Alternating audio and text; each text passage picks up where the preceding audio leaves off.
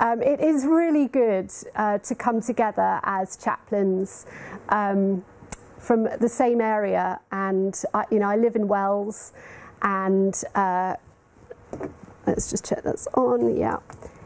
And I haven't really been part of the network of chaplains that exist, so it's really fantastic to be here today and to meet you and have this opportunity for us to just come together and pause and think, among many other things, about what it means to be fully alive. And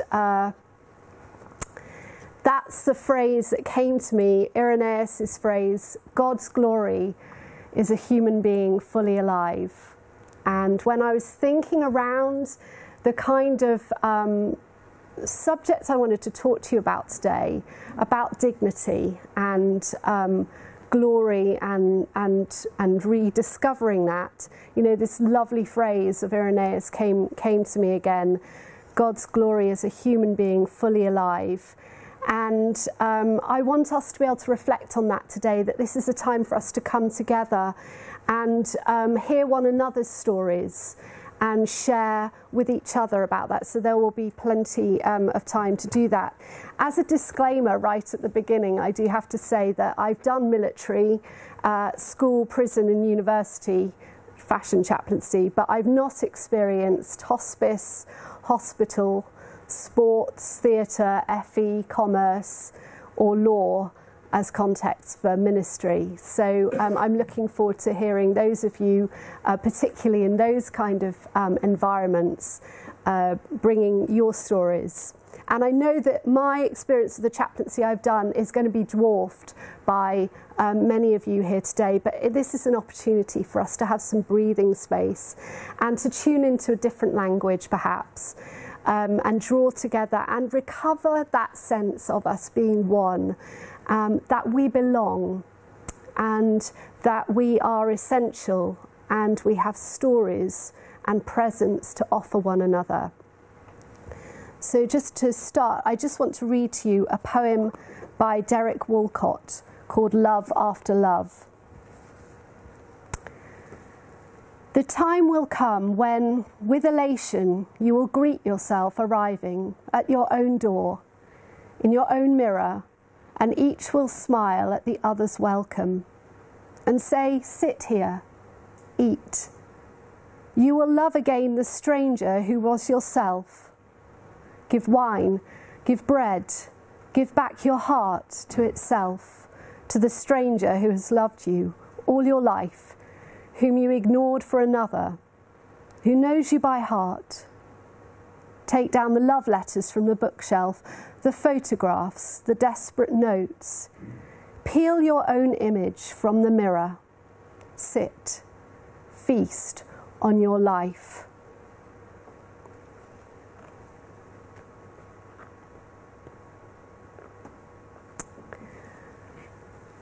So the glory of God is a human being fully alive.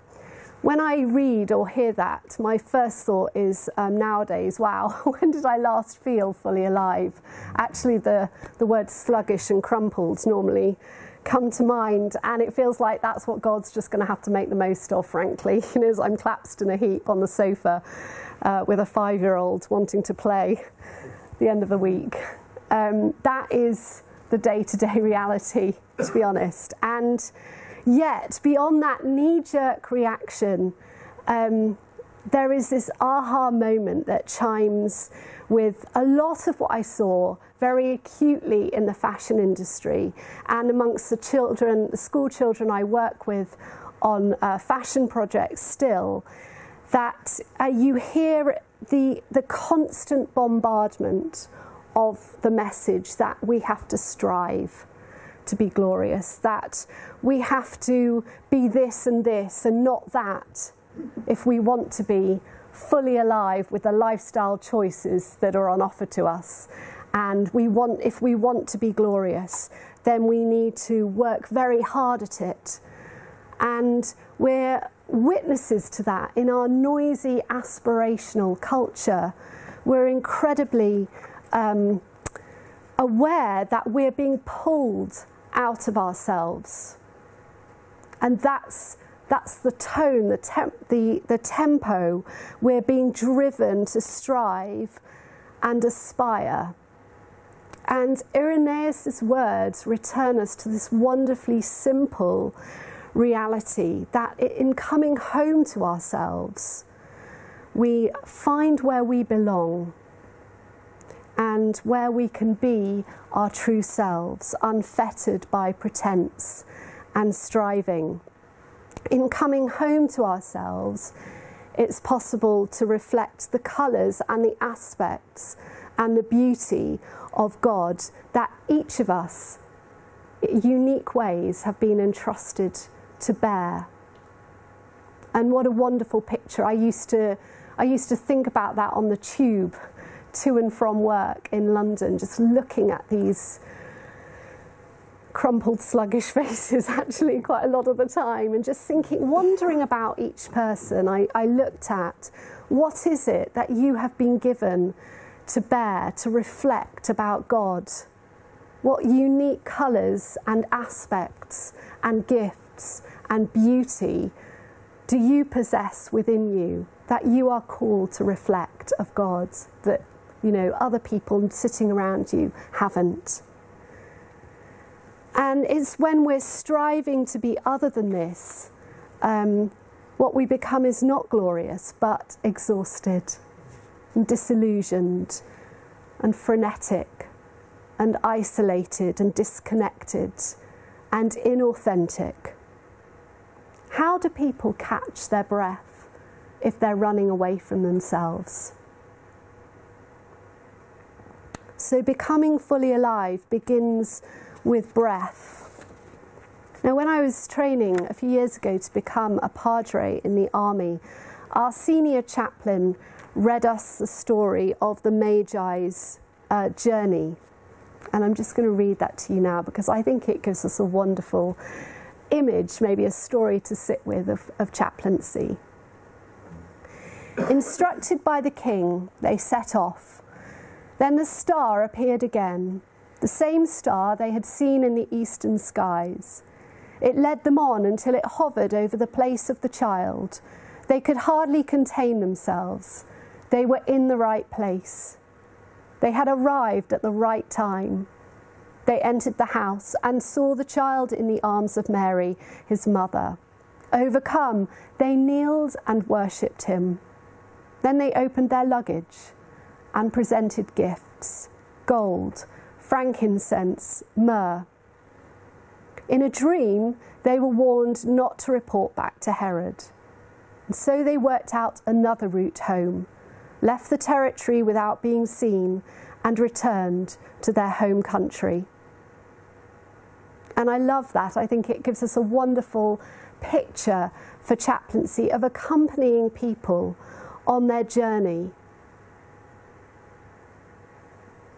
being with them, alongside them, of being witness to the gifts that they bring, of enabling them to come and unpack what they have, who they are, and offer that. And there is something so dignified and beautiful about that opportunity that God gives us, that we have gifts to offer and to bring, each of us. And each of those people that we minister alongside has gifts that they need to offer. We all, as human beings, need to be able to make a contribution and know that that is valuable and that is received. And then to, of course, encounter God.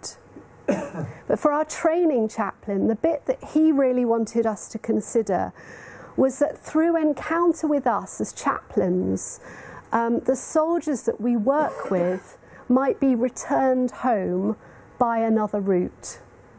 And he really emphasised that, you know, by encounter with you, let those that you meet, those soldiers that you talk with and just run into, return home on another route. And that caught my imagination, you know, partly at first, in complete panic, thinking, I don't know what the magic words are going to be, you know, to return these soldiers, given what they're going through, and swerve them back onto the right journey for their soul. But as I've stayed with this picture over the years, it's opened up into a question about what people need in order to overhear their inner sat-nav's diversions. What is it?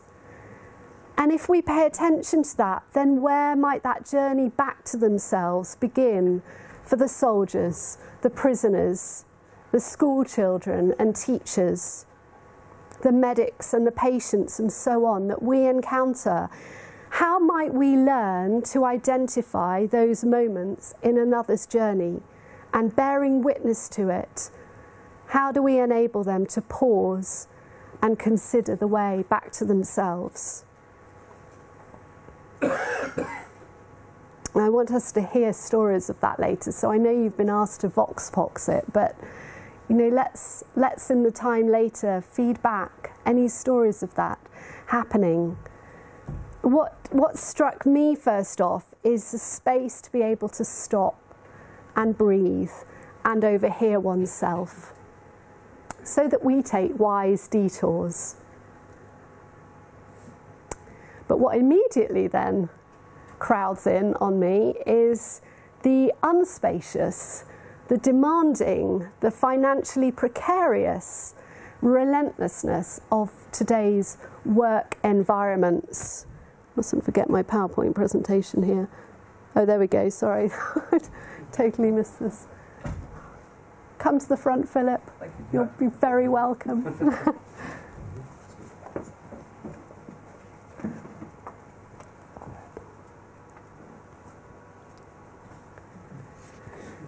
Like many of you, working for large organisations, or Philip's just reminded me, brands, as his organisation calls itself, and establishments, I've been aware that I work within a system. A system that sometimes lacks common sense, can be desperately inefficient, and feel like it tramples on those at the least of those who work within it. When I go to work and tune into the conversations happening in offices or brew rooms, the language is that of scarcity and strain. Now, I partly work with reserve soldiers, so when they come and sit in a brew room on a Wednesday night, they not only are operating in that system, but they're also bringing with them everything from their civvy jobs. And I listen to my sergeants talking about the shifts that they're working because they're reservists. And they talk about the ultimatums that their wives are giving them to find another job that's more suitable before Christmas, or otherwise they'll leave. And they talk about how they're working extra time at weekends so that they can make ends meet, while missing time with their families to pay for it. And there's just no sense of breathing space.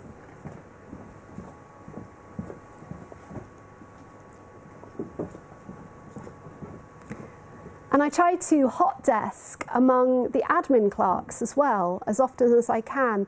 And there I hear people who make my admin function, who work overtime sometimes, ensuring that I get paid and that my pay doesn't slip through the net, as it's frequently done, talking about looming job cuts.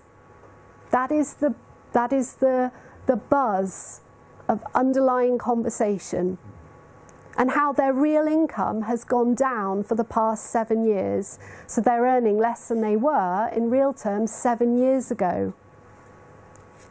And I notice how the language that surrounds and unites them is all about cuts and strategies that rationalise and audit trails that usurp people's word of honour. and efficiency policies that leave them feeling like waste to be rid of. And people lament that their colleagues are being made redundant, but also that they won't be replaced. So they will have to take on an extra person's workload and incorporate that into their own. And even that word redundant is such a crushing judgment. It's so damning and dehumanizing when you think about how crucial purpose and meaning and being able to give and make that contribution is to the human spirit, to our life, and to being fully alive. Not being able to negates people's dignity. And my sense is that this creates an environment in which people are just trying to hold life together, paying the bills, feeding their kids, missing a sense that they have a contribution or anything meaningful to offer, to make of themselves, feeling that they are not living, but merely existing in the midst of all these demands, and just crowding in, and feeling like they've got that sense of purpose is something of a luxury. And that's the operational environment for many people that we are ministering to. And what's more, many of us are just as at risk to those concerns and realities as those to whom we minister. Many of us will have concerns over the viability of our posts, I imagine, and what that will mean for us vocationally, what it will mean for us financially and for our family setup, where you've got lots of different parts of the family all held together geographically and vocationally and financially, and needing that to hold together. And many of us are feeling the strain of trying to adequately meet needs which overwhelm our resources. Many of us lurch from demand to demand, feeling as though we fail to get a grip on life in between, and it can feel like we don't live with spaciousness and attention, so there's not enough clarity, focus, ease and grace. So my husband and I'm going to take this off, it's pretty hot in here, isn't it? Excuse me a minute. My husband and I were discussing the Beatitudes recently. So he used to teach Greek in the Diocese of Southwark, and every now and then I throw him a phrase and say, you know, what does this really translate as? And just because I want to get a better handle on it or whatever, and he trots out the Greek and what it really translates as. So I was talking to him about the Beatitudes and this word, happy are they, and questioning it. You can see, you're getting a sense of the kind of year I'm having, I think. Really happy?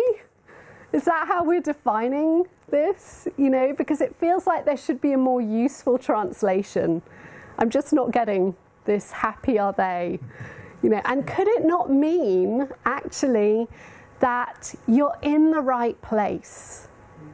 You're in the right place when you're at the end of your rope. With less of you, there's more of God and His way.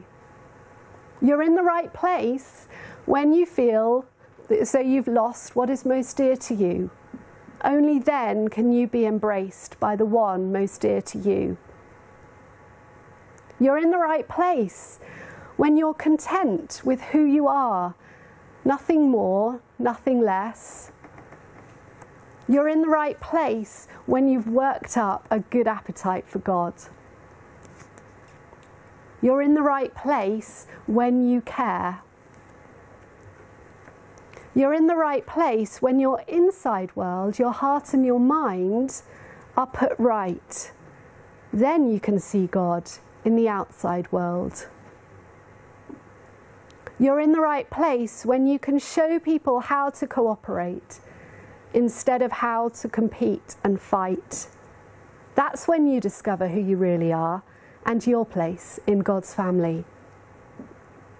You're in the right place when your commitment to God provokes persecution.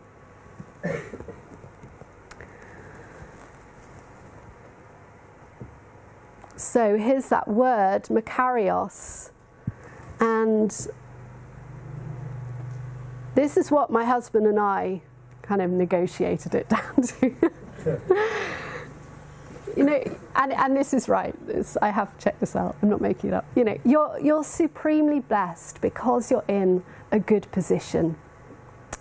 And I find it so much easier to access the Beatitudes when it becomes a kind of geographical reality.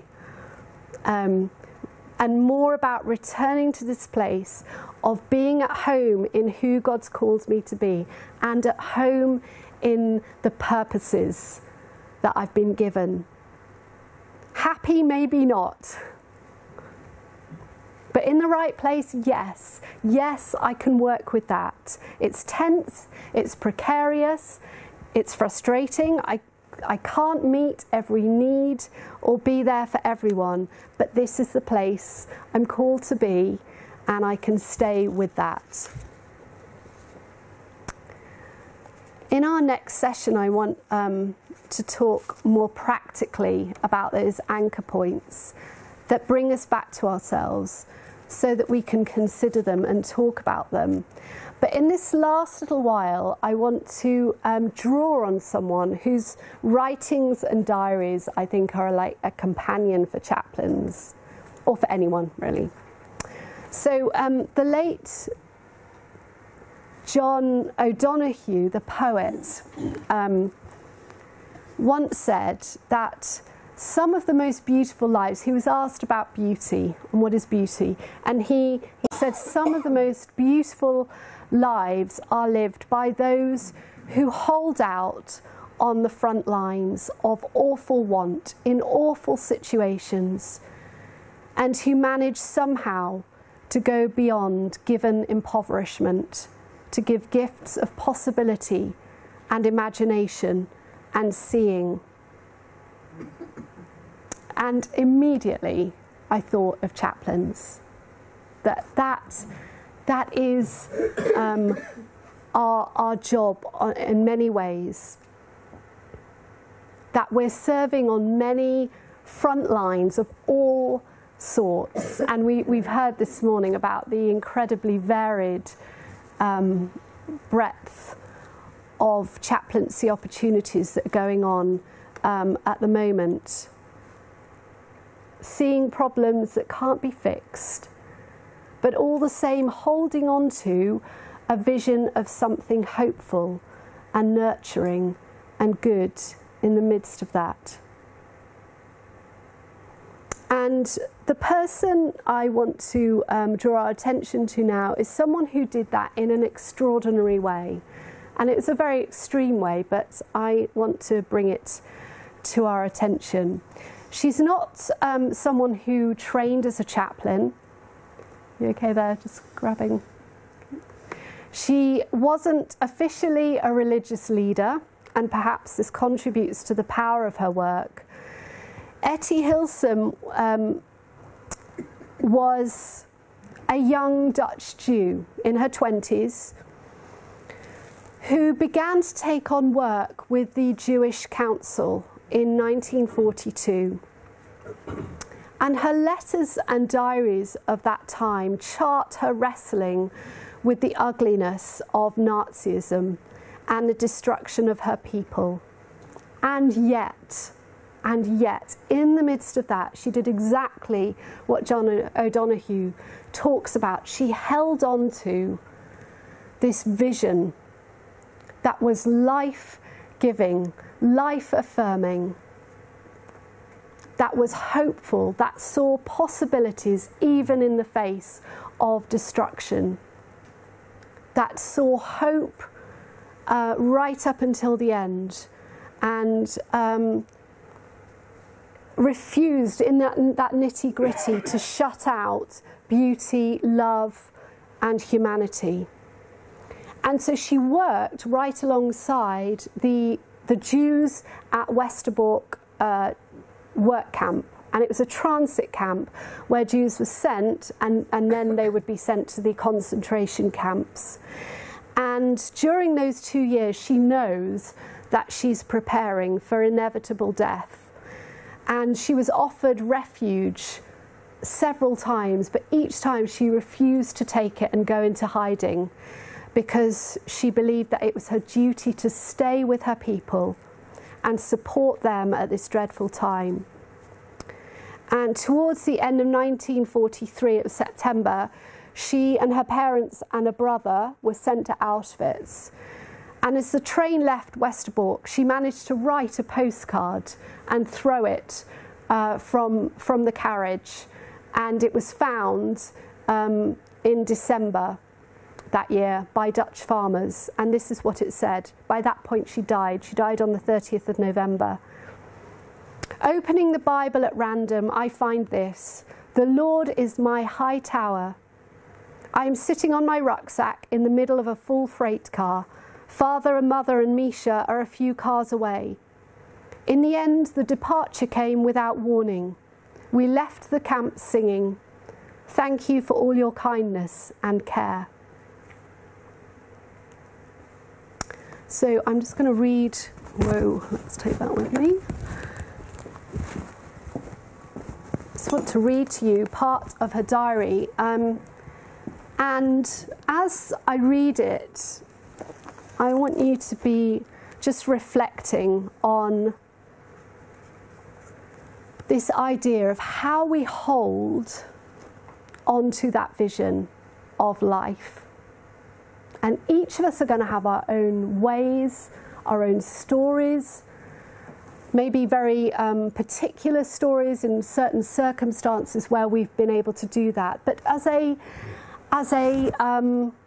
practice, how do we practice that hopefulness, that vision of humanity and that compassion that keeps us pointing to something greater, that glory of God, while we're in the midst of the front line where it's maybe tricky and uncomfortable and not spacious and not very humane all the time.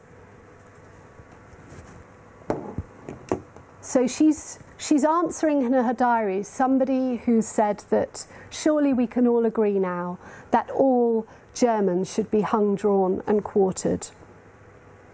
And this is her reflecting on that.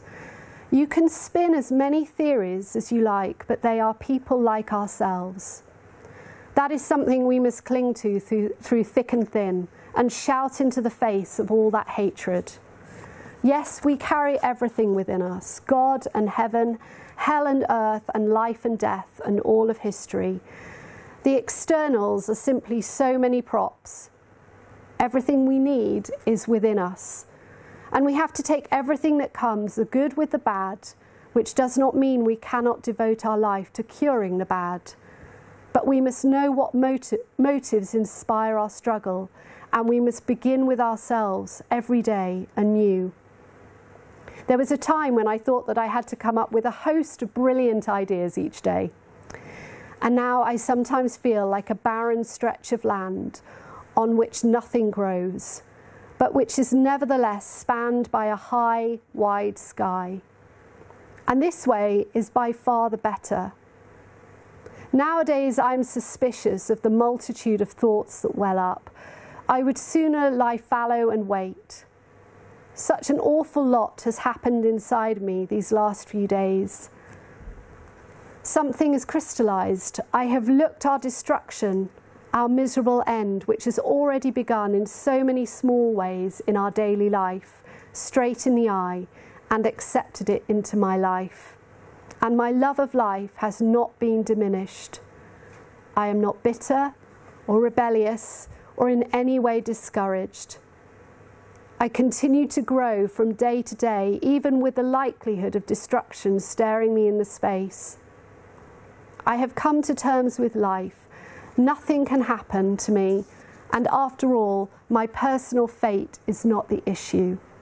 It doesn't really matter if it is I who perish or another. What matters is that we are all marked men. That's what I sometimes say to others, although it doesn't make much sense and doesn't really explain what I mean, and that doesn't really matter either. By coming to terms with life, I mean the reality of death has become a definite part of my life. My life has, so to speak, been extended by death, by my looking death in the eye and accepting it, by accepting destruction as part of my life and no longer wasting my energies on the fear of death or the refusal to acknowledge its inevitability. It sounds paradoxical, but by excluding death from our life, we cannot live a full life, and by admitting death into our life, we enlarge and enrich it. And if this day has brought me nothing else, not yet that final and full confrontation with extinction, then I am nevertheless grateful for that kosher German soldier at the kiosk with his bag of carrots and cauliflowers. First he pushed that note into the hand of the girl on the tram, and then came the letter that I had to read and reread. She reminded him so much of the late rabbi's daughter, whom he had nursed on her deathbed for days and nights on end, and tonight he is paying a visit.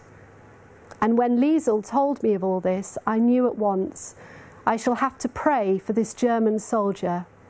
Out of all those uniforms, one has been given a face now.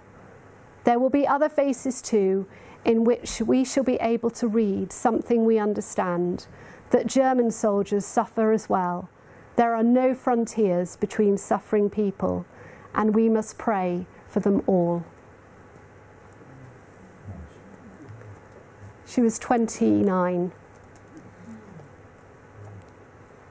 What a beautiful chaplain, accompanying her people, refusing to bail out, making sure that each of them that she encountered could still somehow access kindness, understanding, humanity in the face of destruction and indignity.